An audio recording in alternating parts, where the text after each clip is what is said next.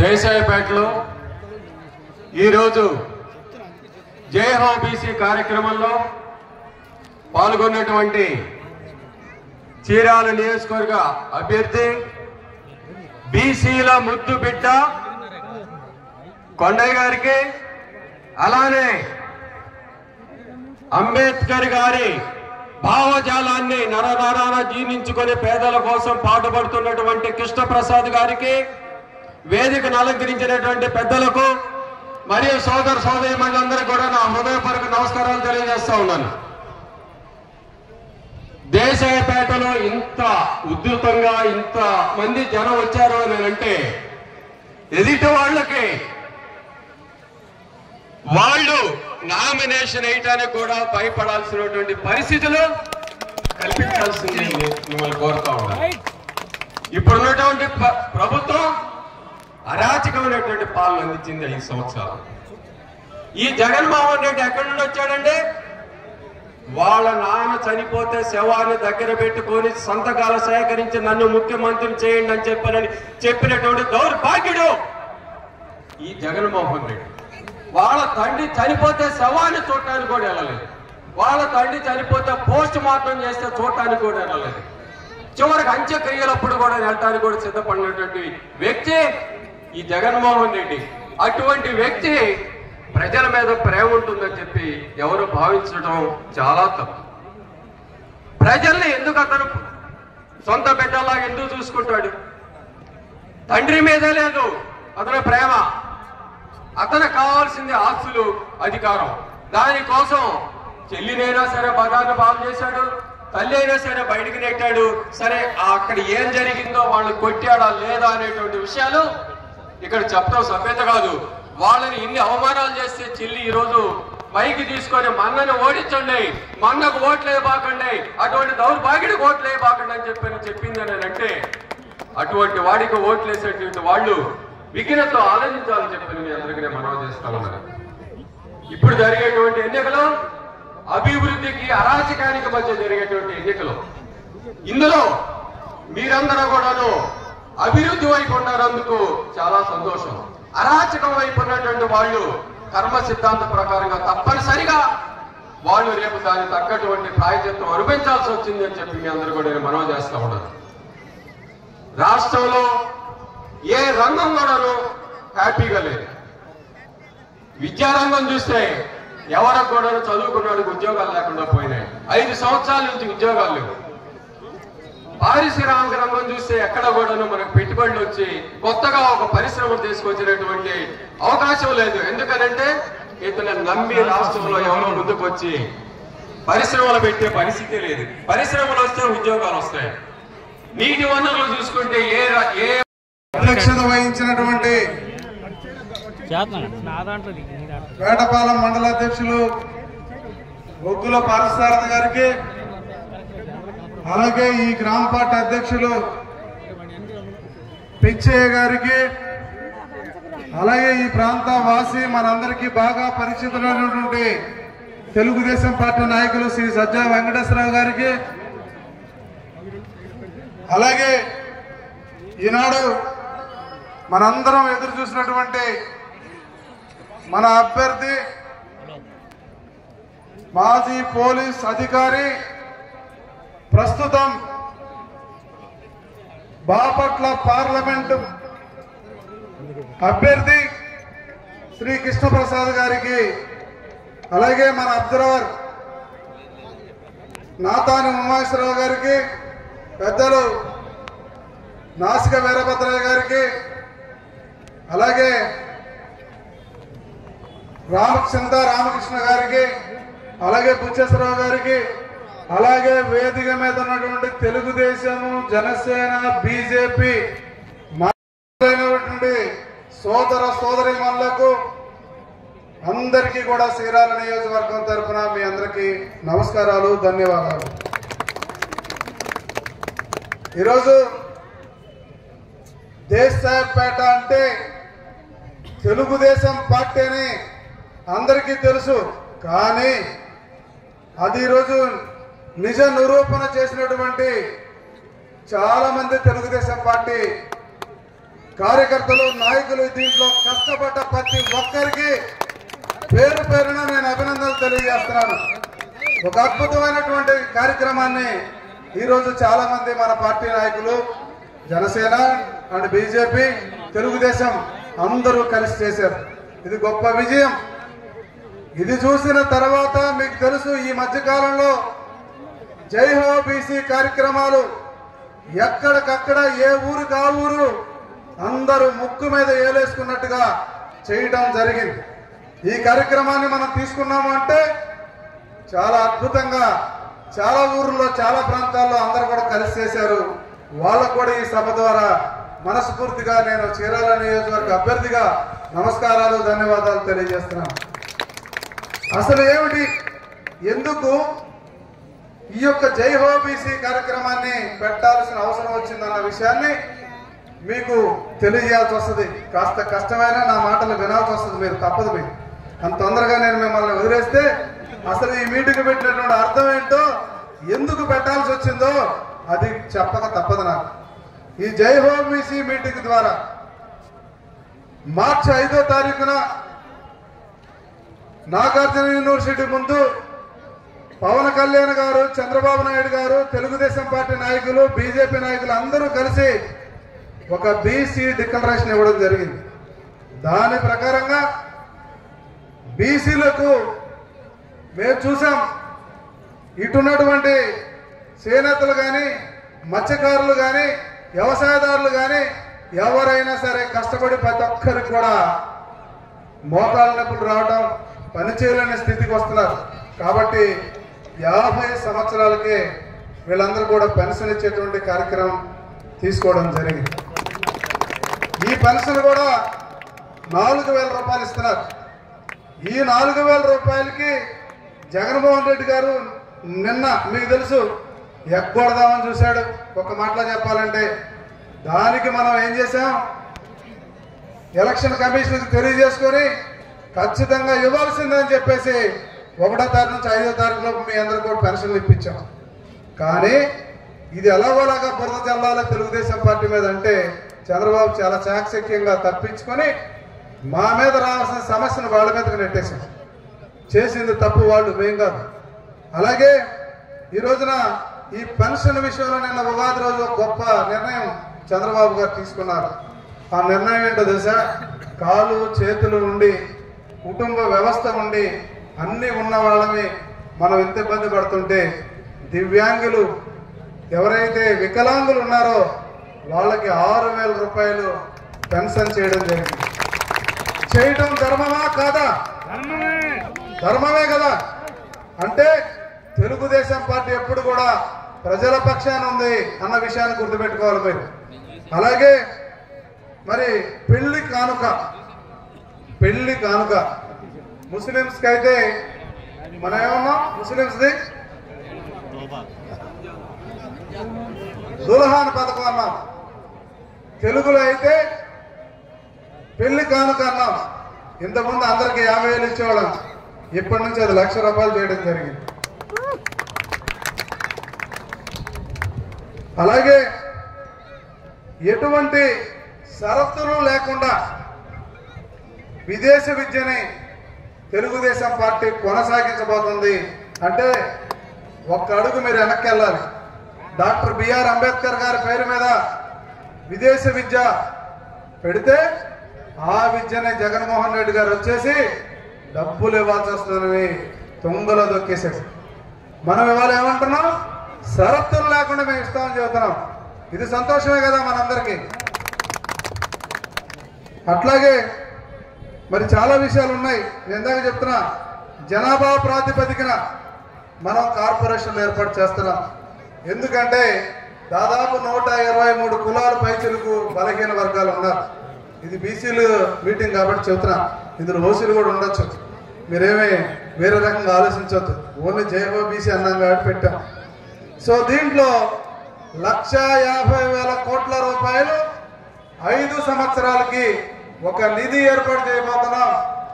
ఆ నిధిలో పెద్దనట్రా బాబు నాన్న ఒకసారి ఆ చైర్ ముందుకు కూర్చోబెట్టండి. ఒక చైర్ ముందుకేమో 1,50,000 కోట్ల రూపాయలు బీజేపీ జనసేన తెలుగుదేశం అందరూ కలిసి తీసుకున్న నిర్ణయమే. నేను అప్పుడప్పుడు మాట్లాడుతుంటే మీరు ఇది తెలుగుదేశం ఫ్లో అనుకోబాకండి. ఖచ్చితంగా ఈ 3 పార్టీలు కలిసి తీసుకున్న నిర్ణయమే. దాని ప్రకారంగా 1,50,000 కోట్ల రూపాయలు బీసీలకి ఖర్చు పెడుతున్నాం. ఒక్కసారి మీరు గుర్తుపెట్టుకోండి, బలహీన వర్గాలని జగన్మోహన్ రెడ్డి మోసం చేశాడని నేనంట. అవునో కాదో మీరు చెప్పండి. 56 కార్పొరేషన్లు పెట్టి ఇక్కడ ఉన్నటువంటి బీసీలకు ఎవరికైనా ఒక్క 10,000 లోన్ ఇచ్చాడా? ఇచ్చారా? మీరు ఎవరైనా 10,000 లోన్ తీసుకున్నారా? ఈ 5 సంవత్సరాల 10,000 లోన్ తీసుకోలేదు మనం. అంటే ఇతను ఏం చేశాడు తెలుసా? ఇతనికి పొలాలు లేకపోతే చెరుకు లేకపోతే ఒకటి తగలబెట్టిన వాళ్ళు ఉంటారు కదా, ఏదో అతని ఆనందం కోసం బావ కళ్ళల్లో ఆనందం చూడటానికి ముద్దు సీలుగాడు చూశారా? అలాగే ఈయన ఆనందం కోసం పొలాలు తగలబెట్టిన వాళ్ళు, ఎదురుడు ఇల్లులు కూర్చున్న వాళ్ళు, ఇట్టోళ్ళు ఉంటారు చూసారా? వాళ్ళకి కార్పొరేషన్ చైర్మన్ ఇవ్వడానికి తలా ఒక కారు ఇచ్చి ఒక కార్పొరేషన్ ఇచ్చాడు. పోనీ ఈ మహానుభావులు బలహీన వర్గాలకు ఏమన్నా ఒక 10,000 లోన్ ఇచ్చారా? మీరు ఒకసారి వెనక్కి వెళ్ళండి. 2014 నుంచి 2019 లోపు ఎంతమంది ఎన్ని లోన్లు తీసుకున్నారు? ఎంతమందికి చంద్రబాబు నాయుడు గారు మగ్గాలైనా కానీ లేకపోతే మోటార్లు కానీ అలాగే వలలు కానీ లేకపోతే ఇంకా అన్ని కులాలకి ఒక గేదె, ఒక గొర్రె, ఒక పశువు ఏదో ఒకటి ఇచ్చింది ఎవరు? చంద్రబాబు నాయుడు గారు. కాబట్టి ఇటువంటి ఆలోచనలు జగన్మోహన్ రెడ్డి గారికి రావు. జగన్మోహన్ రెడ్డి గారు ఏమంటారంటే నవరత్నాలు అని చెప్పేసి ఒక బటన్ నొప్పుడు కార్యక్రమం అన్నాడు. నేను అడుగుతున్నా, ఈ బటన్ నొప్పుడు కార్యక్రమంలో కూడా ఒక అమ్మఒడి, ఇంట్లో 3 పిల్లలు ఉంటే నువ్వు ఒక అమ్మఒడి ఒకరికి ఇస్తే మిగతా వాళ్ళ పరిస్థితి ఏంటి? ఈ రోజున మొత్తానికి మనం ఎంతమంది ఉంటే పిల్లలకి అంతమంది పిల్లలకి ఇస్తాం. అంటే ఇది జగన్మోహన్ రెడ్డి గారికి చంద్రబాబు నాయుడికి డిఫరెన్స్ మీరు గమనించకపోతే మీరు ఓటేయాలని మీ చెయ్యి అక్కడికి వెళ్దాం. చెయ్యి అక్కడికి వెళ్ళాలంటే ఏం జరగాలి? ఇద్దరి మధ్య తేడా మీరు తెలియాలి. ఈరోజు మహిళమ్మ తల్లుల కోసం ఆ ఒక్క కార్యక్రమే కాదు, ఇంకొక కార్యక్రమం కూడా ఇచ్చారు. 3 సార్లు ఆర్టీసీ ఛార్జీలు పెంచి కనీసం ఆర్టీసీ బస్సు ఎక్కడం ఎందుకు, ఏ ఆటో ఎక్కితే పోలేదా అన్నటువంటి పరిస్థితికి ఈరోజు చాలా మంది తయారయ్యారు. అందుకు మహిళమ్మ తల్లులకి బస్సు ఫ్రీ జిల్లా వైజ్ గా మీరు చెప్పండి పట్ల మహిళలు మీకు ఇష్టం లేదు. అలాగే మీ అందరికీ 18 సంవత్సరాల వయసు నిండిన దగ్గర నుంచి 59 సంవత్సరాల వయసు వచ్చే వరకు 1,500 రూపాయలు చొప్పున నెలకి సంవత్సరానికి 18,000 రూపాయలు మీకు మీకు ఒక ఆదరణ పథకం కింద మీ అందరూ కూడా సహాయం చేస్తున్నారు. అలాగే గ్యాస్ 1,300 రూపాయలకి వెళ్ళిపోయింది. దాంతో 3 గ్యాస్ సిలిండర్లు కూడా మీకు ఫ్రీగా ఇస్తున్నారు. నేను పెన్షన్ గురించి, ఒక మనిషికి పెన్షన్ ఎందుకు రాదు అన్న విషయానికి వస్తే, మీకు ఇక్కడ చాలా మందిని నేను అడిగాను, అమ్మా నీ పెన్షన్ ఎందుకు పోయింది, మీ పెన్షన్ ఎందుకు జరిగిందంటే, అయ్యా మా అబ్బాయి ఉద్యోగం చేస్తున్నాడు నా పెన్షన్ పోయింది, అయ్యా మా ఇంట్లో మాకు సొంత ఇల్లు ఉంది పెన్షన్ పోయింది, మా అబ్బాయి పొరపాటున కారు కొనుక్కున్నాడు పెన్షన్ పోయింది, మా ఆయన చనిపోయాడు పెన్షన్ రాలేదు. ఇలాగా చాలా మంది పెన్షన్ లేని వాళ్ళని ఇంటింటికి వెళ్ళి తిరిగి చూశారు. కానీ అదే తెలుగుదేశం పార్టీలో మీకు ఏ రకంగా పెన్షన్లు వచ్చినాయి? పైపెచ్చు ఈయన ఏమంటాడు, జగన్మోహన్ రెడ్డి గారు మీరు చూసారా అందరినీ సచివాలయాలకు తీసుకొచ్చి పెన్షన్ ఇప్పించాడు, అదే మేమైతే ఇంటికి ఇచ్చేవాళ్ళం, మేము కూడా ఇళ్ళకి ఇస్తాం. ఎవరి సొమ్ము నువ్వేమైనా ఇచ్చావండి? నీ సొంత ఎంప్లాయీ ఏమైనా ఇచ్చావా? మేము ఇచ్చేది కూడా అదే ఎంప్లాయీకి. అదే ఎంప్లాయీని 5 సంవత్సరాలు ఊడికి చేసుకుంటే నువ్వు నీ వాలంటీర్కి ఈ రోజు రేపు 10,000 రూపాయలు ఇవ్వబోతున్నాం. మేము 5 సంవత్సరాలు నువ్వు 5,000 రూపాయలు ఊడిగా చేయించుకున్నావు, మేము 10,000 రూపాయలు ఇవ్వబోతున్నాం మీ వాలంటీర్కి. కాబట్టి ఈ రకంగా ఎక్కడ కూడా ఏ రకంగా కూడా మిమ్మల్ని మేము తక్కువ చేయట్లేదు. ప్రతి వర్గాన్ని కూడా ఈరోజు హక్కును చేర్చుకొని తెలుగుదేశం పార్టీ ఖచ్చితంగా అభివృద్ధి వైపే ప్రయాణం చేస్తుంది. ఇకపోతే చీరాల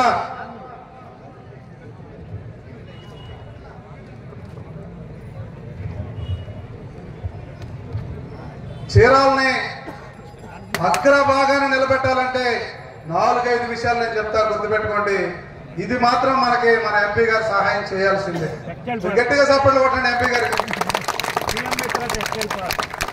ఒకటి, చాలా కాలంగా చెప్తున్నటువంటి వాటర్ రేవ్ ఖచ్చితంగా హార్బర్ రావాల్సిందే అక్కడ. 2, 18 కిలోమీటర్లు మాత్రమే మనకి సముద్ర ప్రాంతం, తీర ప్రాంతం ఉంది. ఖచ్చితంగా ఇప్పటికే చాలా వరకు టూరిజం డెవలప్మెంట్ అయింది. ఇది మన కాలమందు అటు గవర్నమెంట్ కానీ ఇటు ప్రైవేట్ గా కానీ ఖచ్చితంగా టూరిజంగా ఈ యొక్క ఊరిని ముందుకు తీసుకురావడానికి మాత్రం ప్రయత్నం చేస్తాం.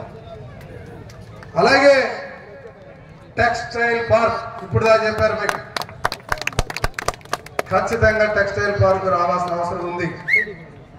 అలాగే మన ఎంపీ గారు చెప్పారు ఒక రైల్వే బ్రిడ్జి కూడా అవసరం. ఒక బ్రిడ్జి ఉంది కానీ ఇంకో బ్రిడ్జి కూడా చీరాల్లో రావాల్సినటువంటి అవసరం ఉంది. అలాగే మనందరికి ఇబ్బందికరమైనటువంటి కుందేరు ఒకటి ఉంది.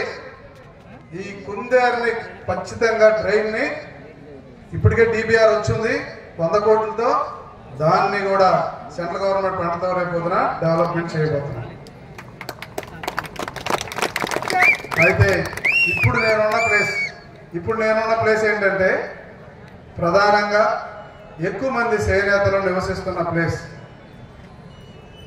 మీ అందరి సమస్యల్ని ఖచ్చితంగా నియోజకవర్గంలో వచ్చిన దగ్గర నుంచి కూడా ప్రతి విషయాన్ని నేను పరిశీలనకు తీసుకోవడం జరిగింది. మీ దగ్గర ఉన్నటువంటి 5-6 ఉపవృత్తులు చేసేవాళ్ళు కానీ ఒక మగ్గం దగ్గర రావాలంటే కనీసం 5-6 దగ్గర నుంచి ఆ నూలుని రకరకాల పద్ధతుల్లో తీసుకొస్తే కానీ మగ్గం దగ్గర రాదు. మీరు చాలా మంది అడిగారు, అయ్యా మగ్గం చేసే వాళ్ళకి నేతనాన్ని ఇస్తున్నారు, మా అందరూ పరిస్థితించారు. ఈ ప్రపోజల్ను కూడా ఖచ్చితంగా పార్టీ దగ్గర పెట్టి మీకు న్యాయం జరగడానికి ప్రయత్నం చేస్తాం. అలాగే మనకి ఈ రోజున మీకు చెప్పాను కదా, ఇంత అంటే 1,50,000 కోట్లు, తర్వాత 10,000 కోట్లు, ఈ రకంగా మన ఫండ్స్ ని తెలుగుదేశం పార్టీలో ఇస్తున్నారు. దీని ద్వారా మీ అందరూ కూడా ఖచ్చితంగా లోన్స్ వస్తాయి, డెవలప్మెంట్ చేసుకోవడానికి ఒక ఆస్కారం ఉంటుంది.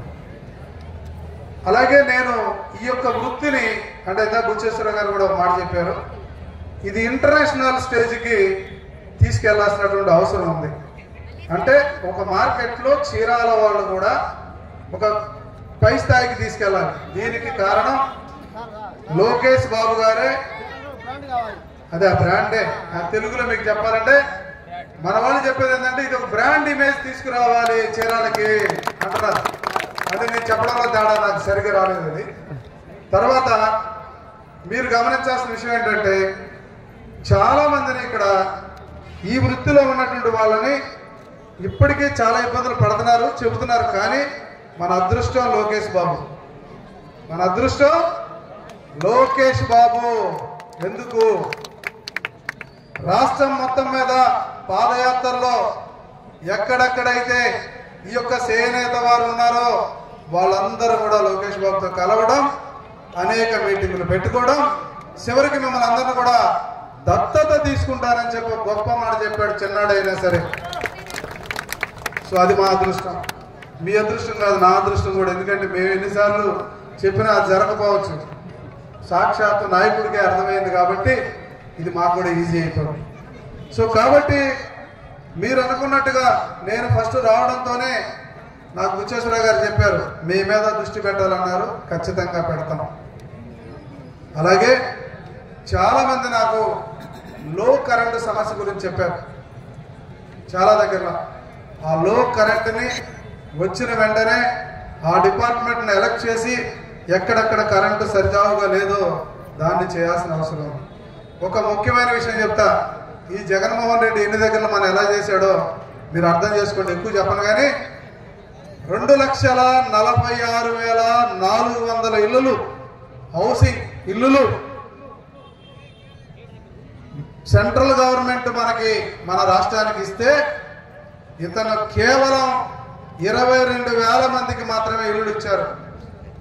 ఏమైంది 2,20,000 మందికి అంటే సెంట్రల్ గవర్నమెంట్ 60%, స్టేట్ గవర్నమెంట్ 40%. ఇతగాడి 40% ఇవ్వలేక ఈరోజు 22,000 మందికి ఇచ్చాడు. నేను ఏదేదో చేసేస్తున్నాను, ఈ రాష్ట్రంలో నా అంత డెవలప్మెంట్ చేసిన వాడు లేనంటున్నాడు. దీనికి సమాధానం చెప్పన్నాడు వైసీపీ వాడు. ఎందుకు 2,46,000 ఇల్లులుంటే నువ్వు 22,000 ఎందుకు ఇవ్వగలిగావు? అవి కూడా పూర్తి అవ్వలేదు. అవి కూడా ఎక్కడెక్కడ ఉన్నాయి, వరద వచ్చే ప్లేసుల్లో, వంకల్లో, వాగుల్లో ఇచ్చావు. అంటే నీ ఉద్దేశం పేదవాళ్ళ మీద నీకు ప్రేమ ఉందా? ఉంటే మరి వాడు ఎలా బతుకుతాడు, ఎలా తిరుగుతాడు, ఎలా వస్తాడు, ట్రాన్స్పోర్టేషన్ ఏంటి అన్నది నీకు ఏమైనా అవగాహన ఉందా? అసలు పాలన మీద పట్టులేదు నీకు. అంటే ఈ రకంగా మనల్ని ఒక ప్రాజెక్టు కట్లా, ఒక రోడ్డు వేయలా, ఏది వేయలేదు మనం. ఇతను కేవలం బటన్ నొక్కుడు అన్నాడు. ఏంటి నీ బటన్ నొక్కుడు? విశాఖపట్నం దగ్గర నుంచి కర్నూలు దాకా ఉన్న ఆస్తులన్నింటినీ తాకట్టు పెట్టావు. అలాగే మద్యపాన నిషేధం అన్నావు. మద్యపాన నిషేధం నువ్వు చేయకపోగా 25,000 కోట్లు 15 సంవత్సరాల సరిపడా అప్పు తెచ్చుకున్నావు. ఇంకా ఎక్కువ చేశాడు.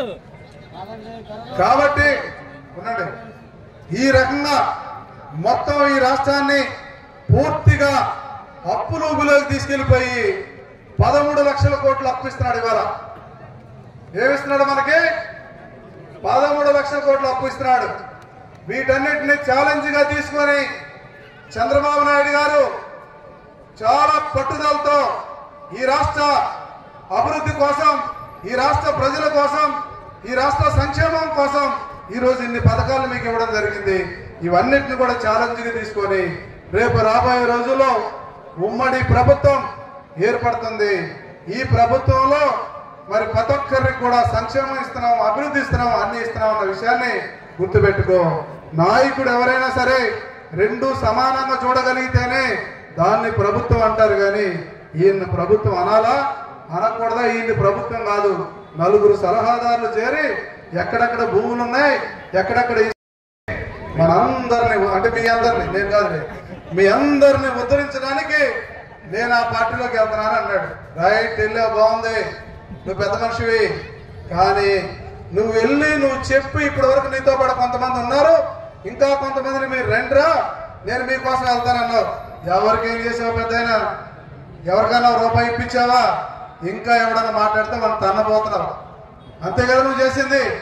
ఆ పెద్ద ఆయన చంద్రబాబు నాయుడు గారి యొక్క సహకారంతో అన్ని రకాల సహకారం తీసుకొని మీరు ఈ ఊర్లో ఎమ్మెల్యే అయ్యారు.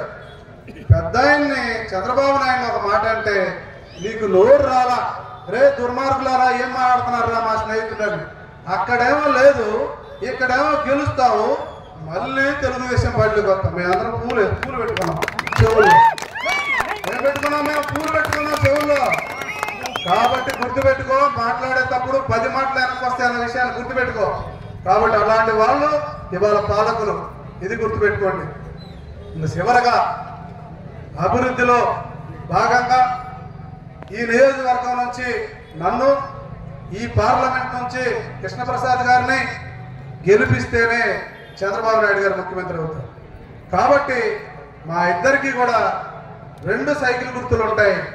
ఆ సైకిల్ గుర్తు మీద ఓటేసి మమ్మల్ని ఆశీర్వదిస్తే ఖచ్చితంగా మేము మీ పక్షాన సేవకులుగా ఈ యొక్క చీరాల్లో పనిచేస్తానని చెప్పి తెలియజేసుకుంటూ నేను సెలవు తీసుకుంటున్నాను. థ్యాంక్ యూ అండి. ఈ చక్కటి వాతావరణంలో, ఆహ్లాదకరమైన వాతావరణంలో ఈరోజు మీటింగ్ పెట్టారు. దేశాయపేట ప్రజలందరికీ నా నమస్కారం. మిత్రులారా, ఈరోజు చాలా సంతోషంగా ఉంది. ఒకటి, మీ మధ్యలో రావడం, మీ మధ్యలో నుంచుని మాట్లాడడం, ఈ అవకాశం మాకు దొరికింది. చాలా చక్కటి అవకాశము, బ్రహ్మాండమైన అవకాశం. మీ అందరికీ నేను కృతజ్ఞతలు తెలుపుతున్నాను. ఒకటి మనం గుర్తుపెట్టుకుందాం, ఈరోజు చాలా పవిత్రమైన రోజు. ఎందుకు పవిత్రమైన రోజు అంటే ఈరోజు జ్యోతిబా ఫూలే గారి జయంతి. అదే రోజు మనం ఈరోజు జయ హో బీసీ అని ఈరోజు ఈ మీటింగ్ పెట్టుకున్నాం. ఇక్కడ దేశాయిపేటలో జయ హో బీసీ అనే మీటింగ్ పెట్టినాం. జయ హో బీసీ అనే మీటింగ్ ఎందుకు పెట్టుకున్నాము అంటే ఒకసారి 2 అంశాలు. పెద్దలు చాలా మంది చాలా విషయాలు మాట్లాడారు. మిత్రులారా, ఈరోజు వేదికను రంక్షించిన పెద్దలందరికీ నమస్కారం చేస్తున్నాను, మీకు కూడా నమస్కారం చేస్తున్నాను. మన చీరాల తెలుగుదేశం పార్టీ అభ్యర్థి గారు మధులూరి మాలకొండయ్య గారికి, మన చీరాల అసెంబ్లీ సెగ్మెంట్కి పరిశీలకులు నేతని ఉమామహేశ్వరరావు గారికి, ముఖ్యంగా ఇంతకుముందు మంచి ఆవేదనతో స్పీచ్ ఇచ్చిన జనసేన పార్టీ యువ లీడర్, జనసేన కార్యకర్తలు, తెలుగుదేశం పార్టీ కార్యకర్తలు, బీజేపీ లీడర్లు, బీజేపీ కార్యకర్తలు అందరికీ నమస్కారం. అందరికీ నా నమస్కారం. బీసీ గురించి మనం మాట్లాడుతున్నాం, చేనేత కార్మికుల గురించి ఈరోజు మనం మాట్లాడుకుంటున్నాం. ఎందుకు మనము తెలుగుదేశం పార్టీకి ఓటు వేయాలి, ఎందుకు మనము మళ్ళీ ఇంకొకసారి నారా చంద్రబాబు నాయుడు గారిని ముఖ్యమంత్రిగా చూడాలి అని రెండు అంశాలు చెప్తాను. అమ్మ, అన్నము బియ్యం వండిందా లేదా అని చూడడానికి ఏం చేస్తామమ్మా? ఒక గింజని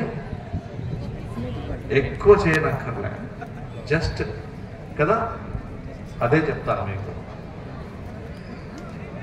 నారా చంద్రబాబు నాయుడు గారు బీసీ వర్గాల కోసము ప్రగతి చేయాలి, వాళ్ళ సంక్షేమం కోసము ఏం ఆలోచన చేశారు ఇందాక పెద్దలు వివరించారు. బీసీ డిక్లరేషన్ అని ఆల్రెడీ చెప్పారు. బీసీ డిక్లరేషన్ అని చెప్పి ఏ విధంగా అయితే SC component, SC sub plan ఉంటుందో అదే విధంగా బీసీలకు కూడా బీసీ సబ్ ప్లాన్ ఉండాలి.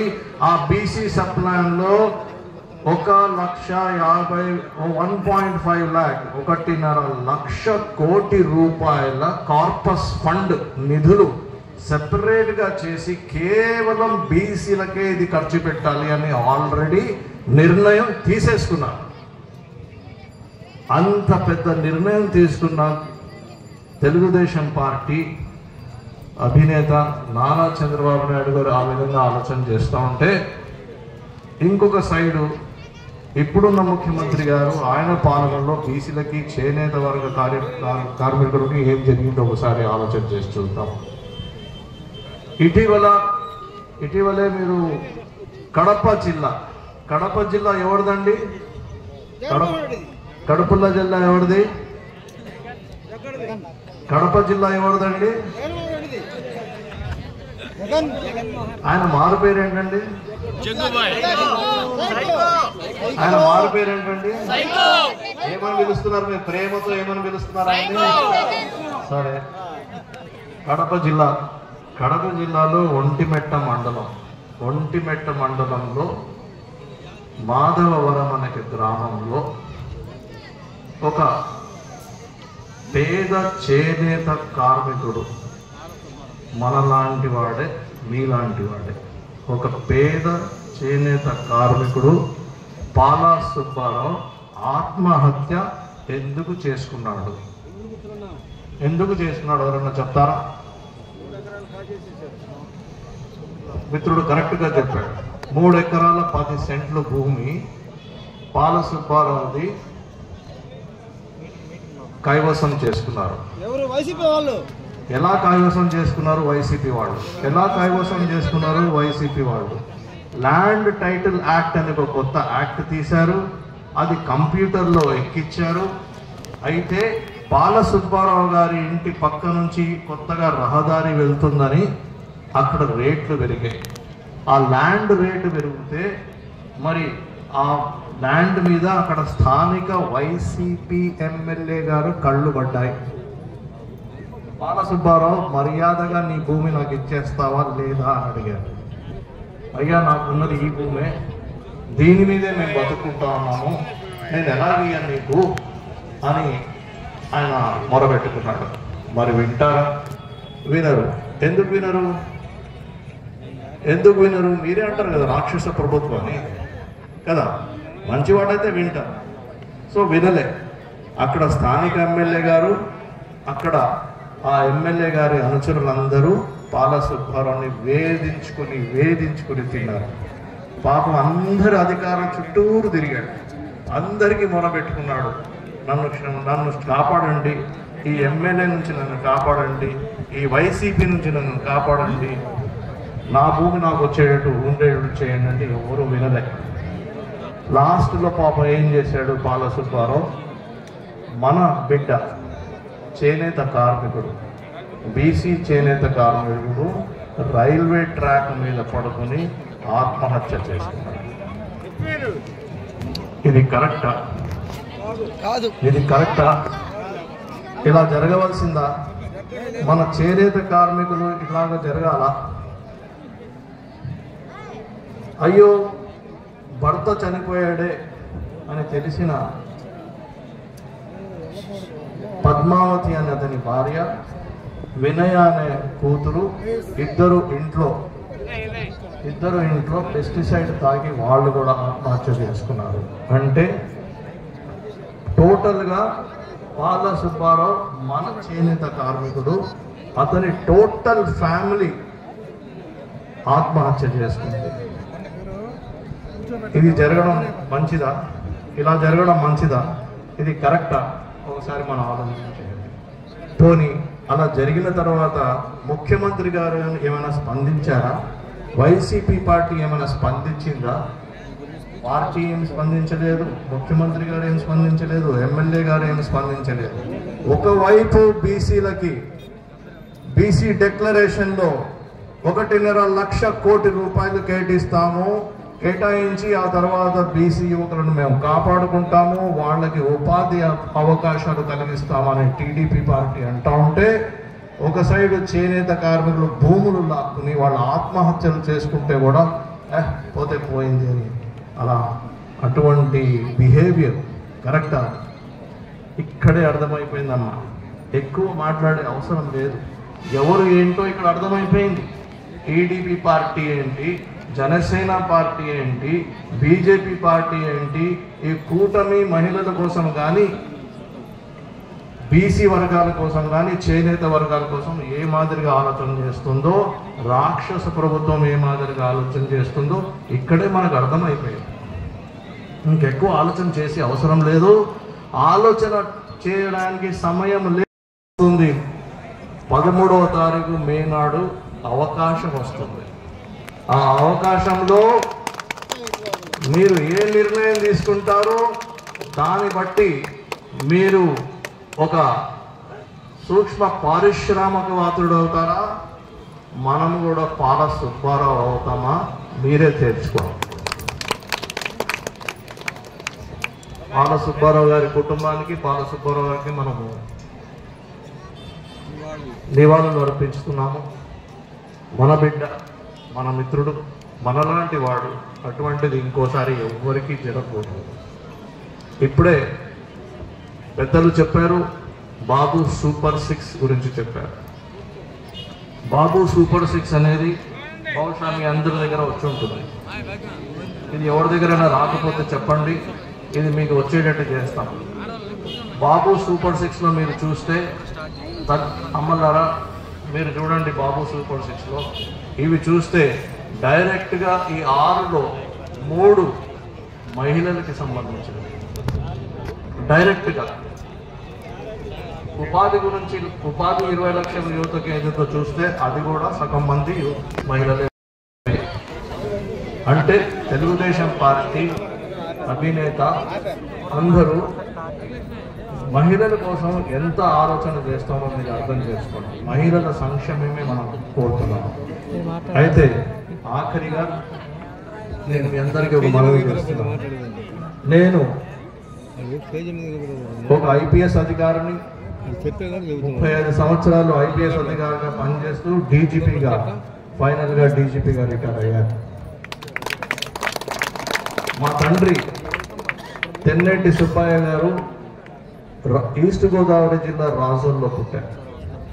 ఆయన ఒక బడి పంతులు, ఒక స్కూల్ టీచర్.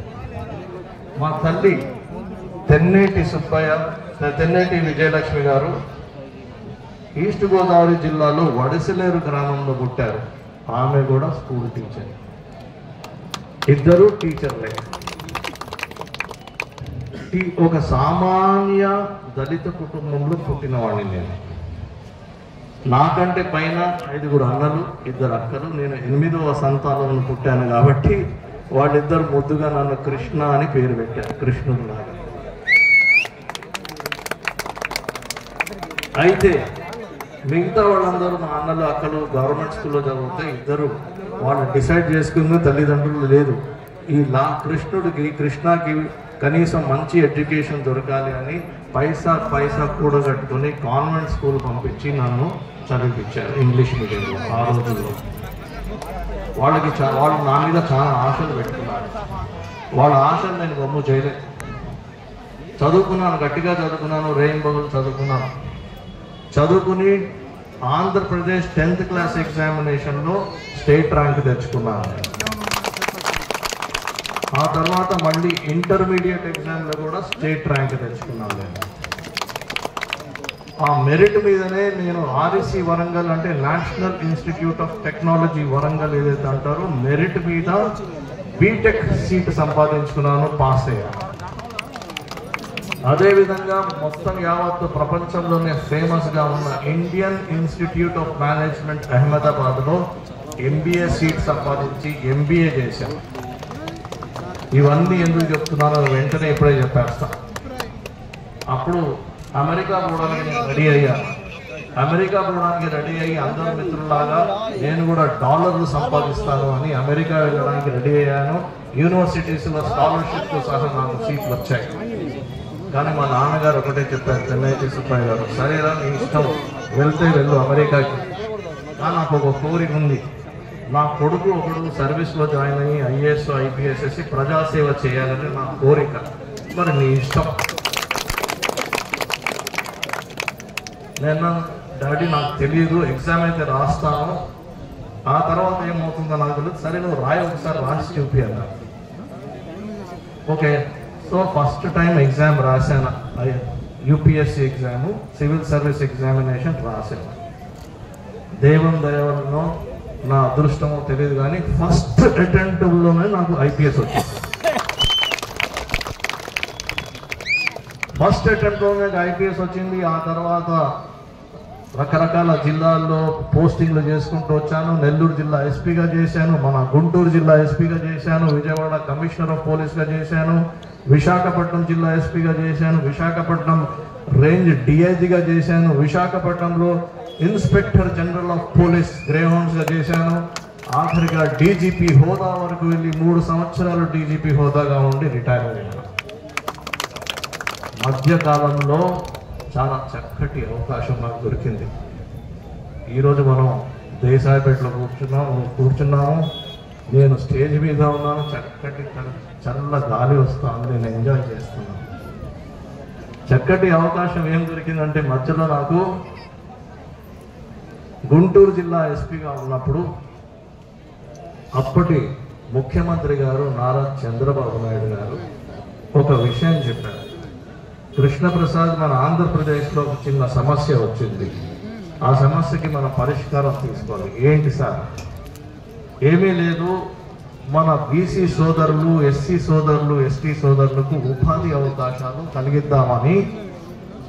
ఫ్యాక్టరీలు, ఇండస్ట్రీలు పెట్టాలంటే అంత డబ్బులు మన దగ్గర ఉండవు.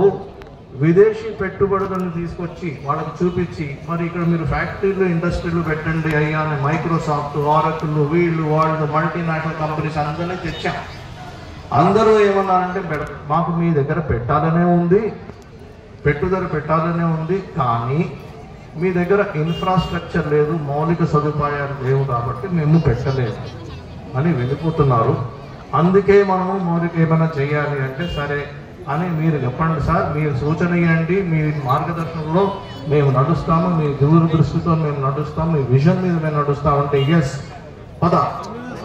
మొదలు పెడదాం అని హైటెక్ సిటీ కట్టించారు. ఫస్ట్ హైటెక్ సిటీ, హైదరాబాద్లో హైటెక్ సిటీ నారా చంద్రబాబు నాయుడు గారు దూరదృష్టితో కట్టించారు. ఆ తర్వాత శంషాబాద్ ఎయిర్పోర్ట్ కట్టించారు, ఆ తర్వాత ఔటర్ రింగ్ రోడ్ కట్టించారు, ఆ తర్వాత గంగవరం పోర్ట్ కట్టించారు, ఆ తర్వాత కృష్ణపట్నం పోర్ట్ కట్టించారు, ఆ తర్వాత ఏమీ లేని ప్లేస్లో ఫైనాన్షియల్ డిస్ట్రిక్ట్ కట్టించారు. ఇన్ని ప్రాజెక్టులు కట్టించిన తర్వాత మనం అనుకోవచ్చు దీంతో మనకేం వచ్చింది, మనకు ఏమొచ్చింది అని మనం అనుకోవచ్చు.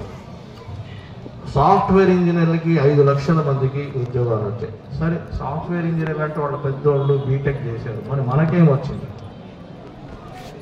5 లక్షల సాఫ్ట్వేర్ ఇంజనీర్లకి ఉద్యోగాలు వస్తే 25 లక్షల మందికి, మనలాంటి వాళ్ళకి, సామాన్య కుటుంబంలో ఉన్న వాళ్ళకి, ఆటో డ్రైవర్లు కానివ్వండి, క్యాబ్ డ్రైవర్లు కానివ్వండి, మెస్ పెట్టిన వాళ్ళు కానివ్వండి, మెస్సులో ఫుడ్ సర్వ్ చేసేవాళ్ళు కానివ్వండి, సెల్ ఫోన్ రిపేర్ చేసేవాళ్ళు కానివ్వండి, కుక్స్ కానివ్వండి, వంట పనులు చేసేవాళ్ళు కానివ్వండి, కార్పెంటర్లు కానివ్వండి, ప్లంబర్లు కానివ్వండి, 25 లక్షల మందికి మనలాంటి వాళ్ళకి ఉద్యోగాలు దొరికాయి.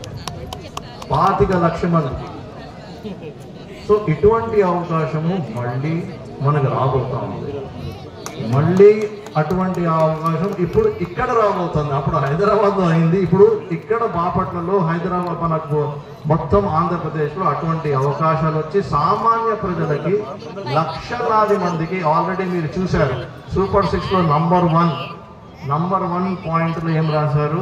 20 లక్షల మందికి ఉపాధి అవకాశాలు కలిగించే ప్రయత్నం చేస్తారని అక్కడ రాశారు. కానీ నా అంచనా ప్రకారం అంతకంటే ఎక్కువే జరుగుతుంది. సో ఇంతమందికి మనం ఉపాధి అవకాశాలు కలిగించే అవసరం ఉంది. అది సాధ్యం అవ్వాలి అంటే కేవలం నారా చంద్రబాబు నాయుడు గారు ముఖ్యమంత్రి అవుతేనే అది జరుగుతుంది. అలా జరగాలని మనం కోరుకోవాలి. అది జరిగేటట్టు మనం చెయ్యాలి అంటే మనం అందరము ఏం చేయాలి? తెలుగుదేశానికి బటన్ నొత్తాలి. మనమందరం ఏ గుర్తుకి ఓటేయాలి? సైకిల్ గుర్తుకి ఓటేయాలి.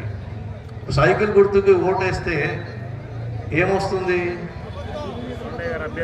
తెలుగుదేశం ప్రభుత్వం మళ్ళీ ప్రభుత్వంలోకి వస్తుంది. తెలుగుదేశం పార్టీ ప్రభుత్వంలోకి వస్తుంది. ఈ విధంగా మిత్రులారా, మనం అందరం కలిసి మన చీరాల అభ్యర్థి శ్రీ కొండయ్య గారిని భారీ మెజారిటీతో గెలిపించాలి. ఇప్పుడు నేను ఒక ప్రశ్న అడుగుతాను మిమ్మల్ని. మీ అంచనా ప్రకారం కొండయ్య గారికి ఎన్ని వేల ఓట్ల మెజారిటీ రాబోతాం?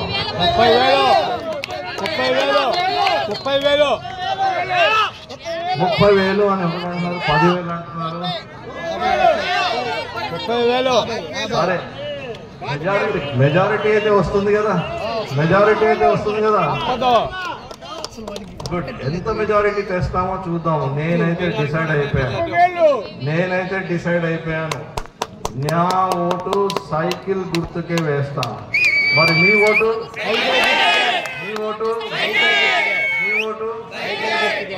చాలా బిజీగా ఉన్నారు.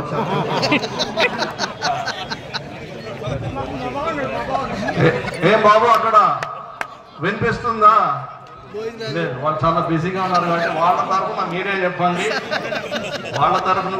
చెప్పండి. మన ఓటు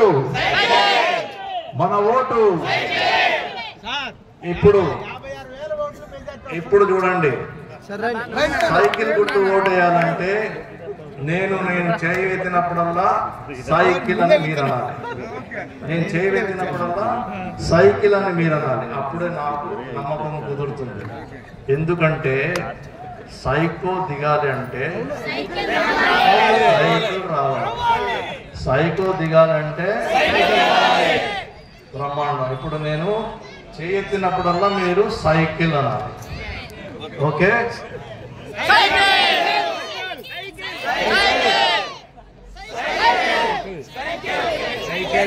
అయిపోయింది, బండ అయిపోయింది.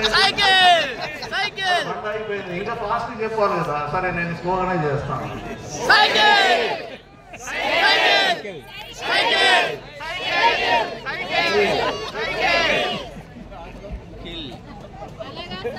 సరే, నాకు అర్థం.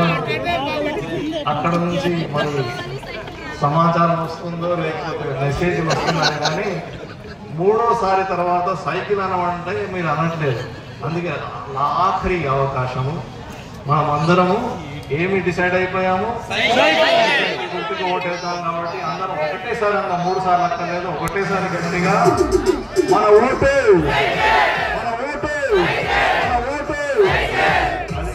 ఇప్పుడు వాళ్ళందరూ తిరిగి చూస్తున్నారు. Thank you. వాళ్ళకి ఎక్స్పోర్ట్ ఓరియంటెడ్ ప్రోడక్ట్స్ తయారు చేసేటట్టు ఆ వాతావరణం క్రియేట్ చేయవలసిన అవసరం చాలా ఉంది. అది చేసి చూపిస్తాం.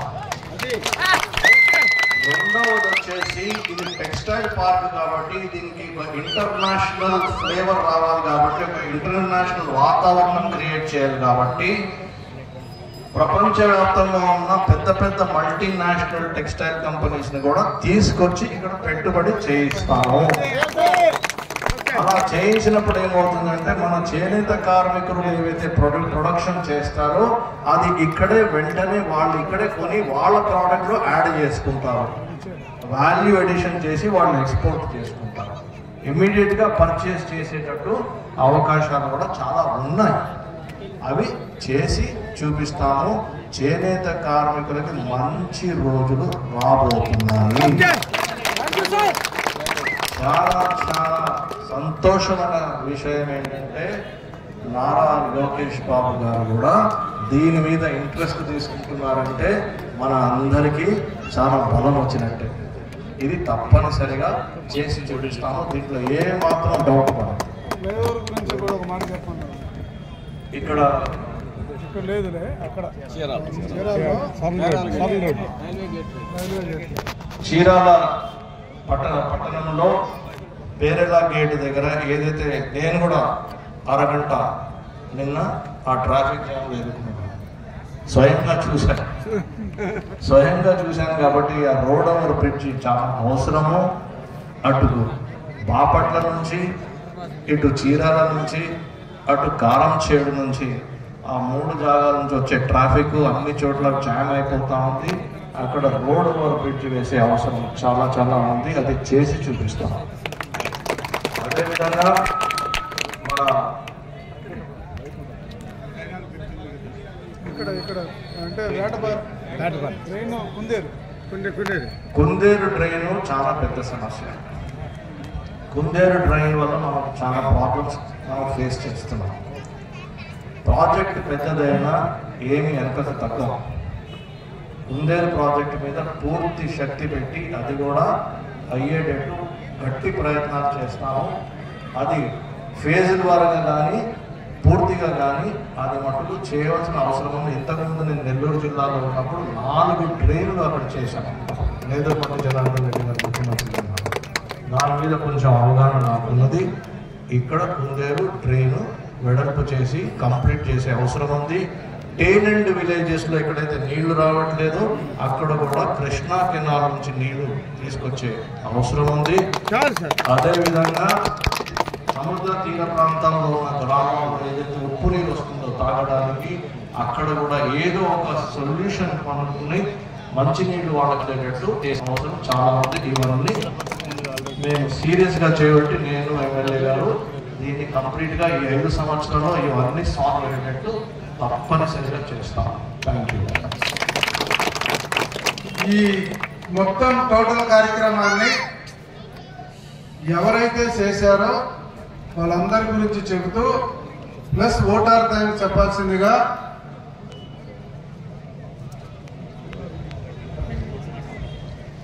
దేశపేట గ్రామ ప్రజలందరికీ అదే తెలుగుదేశం పార్టీలో మీకు ఏ రకంగా పెన్షన్లు వచ్చినాయి అయిపోచ్చు.